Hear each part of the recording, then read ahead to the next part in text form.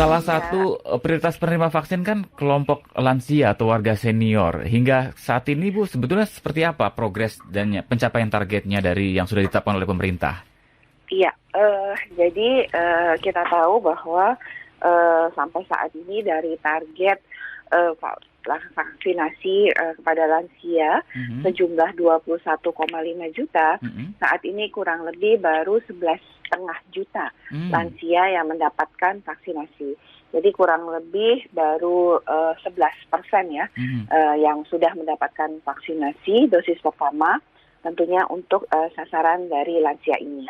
Jadi memang kita harus mengakselerasi dan pemerintah memfokuskan ya bahwa vaksin yang kita sediakan di bulan April ini sebanyak 60-70% ini dialokasikan atau ditujukan kepada lansia. Pencapaian seperti itu ada kendala nggak Bu? Kenapa tidak seperti kelompok nakes yang lebih cepat ya pencapaiannya, kemudian juga pelayanan publik. Lansia ini cenderung lambat ya. Ada kendala seperti apa ya Bu Nadia?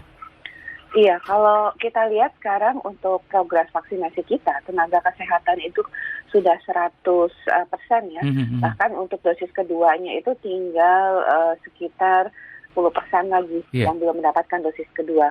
Sementara pemberi pelayanan publik itu sudah pada angka 47% penyuntikan dosis pertama. Jadi kurang lebih itu sudah hampir 8 juta yang mendapatkan dosis pertamanya. Nah, Hmm. memang lansia ini kita sadari ada beberapa kendala ya. Pertama adalah walaupun sebenarnya pada waktu pemberian vaksinasi lansia yang kita lakukan di awal itu kan antusiasme para lansia ini untuk mendapatkan vaksinasi kan cukup besar ya. Hmm. Yang pertama kita lihat sempat terjadi kerumunan, Hmm. antrian yang panjang, bahkan kemarin sempat waktu ada hoax ya, Hmm. itu juga banyak sekali kemudian terjadi antrian yang luar biasa pada sentra vaksinasi. Tapi kemudian kita melihat ada ternyata target vaksinasi pada lansia ini kan cukup besar kalau dibandingkan dengan pemberi pelayanan publik. Kalau Hmm. pemberi pelayanan publik itu hanya 17 juta, Iya. lansia ini 21. 21,5 juta. Iya. Nah, kita tahu sampai sekarang pertama lansia itu ternyata masih ada yang takut untuk mendatangi pos vaksinasi Oke. dikarenakan kemarin kan mendapatkan informasi bahwa sebaiknya para lansia tinggal di rumah, tidak banyak melakukan aktivitas. Kemudian Oke. juga membaca adanya kerumunan itu sehingga akhirnya mereka takut untuk tertular. Mhm. Yang kedua, lansia juga ada yang belum tahu kalau sekarang sudah bisa mendapatkan vaksinasi Oke. karena orang-orang di sekitarnya belum mendapatkan vaksinasi.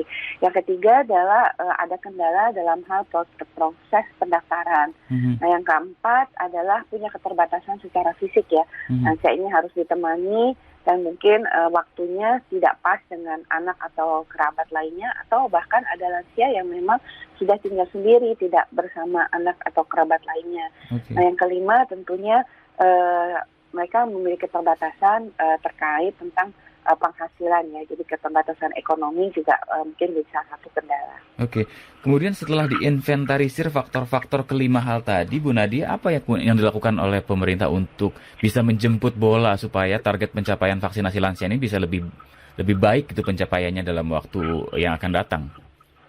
Iya, yang pertama kita untuk seluruh sentra vaksinasi ya, Mhm. ini tidak hanya membuka layanan, tapi kemudian betul-betul bekerja sama ya dengan misalnya aparat pemerintah di sana ya, itu bisa Pak RT, Pak RW ya, kemudian juga bisa pengurus masjid Mhm. untuk kemudian menjemput, Mhm. mengantarkan Mhm. lansia tersebut ke tempat vaksinasi gitu. Mhm. Jadi mempermudah akses mereka. Yang kedua adalah sekarang lansia sebenarnya tidak perlu mendaftar ya, Mhm. karena dia sudah kita daftarkan secara otomatis, dan untuk mendapatkan layanan vaksinasi itu tidak perlu berdasarkan KTP ataupun tempat domisili. Oke. Jadi dimanapun juga tempat lansia itu tinggal saat ini, dan segera saja mendatangi untuk mendapatkan vaksinasi di fasilitas pelayanan kesehatan yang terdekat, baik itu puskesmas maupun rumah sakit, karena mereka tidak perlu berdasarkan tempat tinggal ataupun KTP maupun domisilinya. Jadi Oke. bisa di mana saja. Oke. Nah, yang ketiga adalah kita melalui tentunya pemerintah daerah, Pak Gubernur, Bupati, dan Wali Kota, ini mendorong agar Pak RT, Pak RW, lurah dan desa setempat itu melakukan pendataan lansia di wilayahnya, kemudian melakukan door-to-door penjemputan pada hari tertentu untuk kemudian puskesmas melakukan atau membuka pos vaksinasi, gitu Mas. Jadi kayak seperti kita melakukan posyandu ya. Iya, Nah, betul. posyandu itu kan kita lakukan di RT, RW ya, di balai RT, RW setempat. Nah, hanya sekarang pelayanan vaksinasi lansia ini kita lakukan di RT, RW setelah Pak RT, Pak RW itu mendata. Jadi memastikan pada saat pelayanan dilakukan penjemputan door to door ya ke lansia tersebut supaya mereka mendatangi layanan vaksinasi. Oke. Ini ada curhatan juga dari pendengar kita nih, Bu Nadia, bahwa sedih memang para lansia di lingkungan saya di Kemayoran ini tidak mau divaksin karena merasa takut setelah mendengar berita-berita hoax, ada yang meninggal setelah disuntik dan lain sebagainya. Bahkan ketua RT pun jadi takut gitu ya, padahal itu cuma hoax ya. Sehingga bagaimana kemudian para pengurus warga ini bisa mengajak, memberi pemahaman kepada warganya supaya mau divaksin, Bu Nadia? Iya.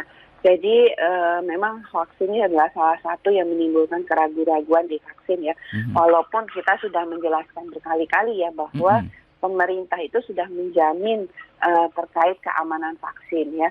Dan hampir semua kejadian-kejadian yang dikatakan sebagai akibat dari vaksin itu sebenarnya bukan terjadi karena kondisi setelah penyuntikan vaksin. Ya. Jadi memang untuk hal-hal seperti ini mungkin ada baiknya dilakukan sosialisasi oleh Pak RT, Pak RW setempat ya. Makanya tadi kita lakukan door to door oleh Pak RT, Pak RW ya, supaya lebih bisa meyakinkan dan mendekatkan pelayanan tersebut. Jadi kalau dilakukan ke RT RW kan kemudian diatur sehingga kan tidak terjadi kerumunan pada saat pelayanan vaksinasi, dan bahkan saat pelayanan vaksinasi itu bisa dijelaskan ya terkait hal-hal ini. Dan bahkan kami mengharapkan tentunya yang sudah mendapatkan vaksin ini bisa menjadi model ya, bisa menjadi contoh, ya? informasi contoh keteladanan bahwa vaksin itu tidak apa-apa setelah diberikan suntikan vaksinasi itu tidak memberikan dampak apapun. Dan sudah banyak sekali lansia yang sudah mendapatkan suntikan, bahkan yang berusia 104 tahun itu juga sudah mendapatkan vaksinasi. Baik, itu beritanya juga ada di media. Ibu Nuni Putu tadi Kemayoran yang curhat. Ibu Nadia, ini ada Ibu Tusita juga di Jakarta Utara.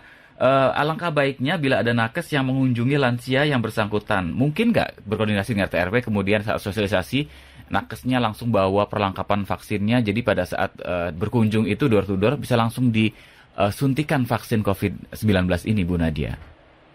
Ya, door to door yang kita maksud ini adalah bagaimana Pak RT, Pak RW menjemput. Kita sudah dekatkan ya layanan vaksinasi ini ke ke gedung RT. Jadi bukan Mas Yudi, jadi sebenarnya petugas kesehatan itu sudah tidak memberikan layanan di puskesmas saja, tapi mereka bisa datang ke balai RT, balai RW, tapi tidak mungkin dilakukan ke rumah karena kan ada standar keamanan dari pemberian vaksinasi. Jadi mungkin Bu Sita membayangkan adalah seperti kita melaksanakan posyandu. Posyandu kan tidak dilakukan di puskesmas, Bu. Jadi ada bisa dilakukan di balai RT, balai RW, ya kan seperti itu.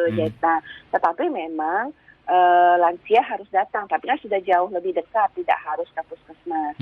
Karena tidak mungkin dilakukan vaksinasi door to door karena ada standar-standar tentunya dari segi aspek keselamatan ya yang harus kita jaga. Jadi yang door to door itu Pak RT-nya, Pak RW, ataukah kemudian pengurus masjid seperti itu.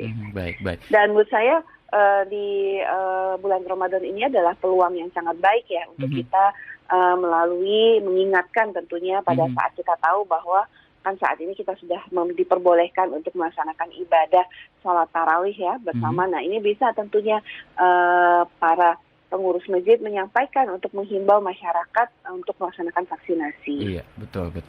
Baik. Bu Nadia, saya boleh ke hal lain ya, terkait progres vaksinasi secara umum di Indonesia setelah ini stepnya apa lagi nih Bu? Setelah kemudian pelayanan publik, kemudian juga lansia. Step kemudian selanjutnya dalam beberapa bulan ke depan seperti apa Bu Nadia? Iya, jadi ini memang sangat kita butuhkan ya dukungan daripada masyarakat karena sebelum kita memulai vaksinasi kepada usia di bawah 60 tahun atau pada rentang usia 18 sampai 60 tahun, artinya ini kan akan kepada masyarakat yang lebih luas ya. Kita harus menyelesaikan dulu vaksinasi kepada 3 kelompok tadi, kelompok garda terdepan, kelompok paling beresiko, dan kemudian kelompok paling rentan. Nah, memang mengapa kemudian kita terus-menerus meminta dukungan dan menghimbau masyarakat untuk mendorong para lansia, karena kelompok paling rentan ini harus kita lindungi dulu sebelum kita masuk ke populasi lainnya. Nah, nanti menurut perhitungan kita sekitar bulan Juni targetnya kita itu harus sudah menyelesaikan vaksinasi untuk tenaga memberi pelayanan publik maupun juga untuk para lansia.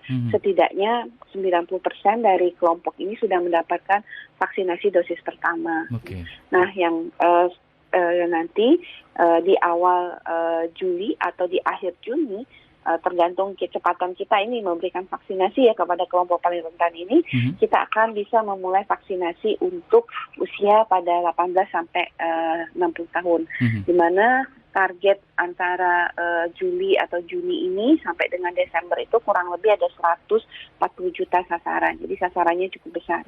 Baik. Bu Nadia, kalau progres vaksin gotong royong sampai sejauh ini seperti apa? Apakah bulan Mei sudah bisa diberikan, Bu Nadia? Sampai saat ini kami belum mendapat informasi ya lebih lanjut baik dari Bio Farma atau Kadin terkait ketersediaan vaksin ini. Memang sudah direncanakan dan sudah dijajaki dan mungkin akan bisa segera didapatkan ya vaksin yang akan kita gunakan untuk vaksinasi gotong royong. Tapi memang kita tunggu kabar lebih lanjut dari Kadin dan Bio Farma apakah memang di bulan Mei sudah siap untuk melaksanakan vaksin ataupun vaksinasi gotong royong.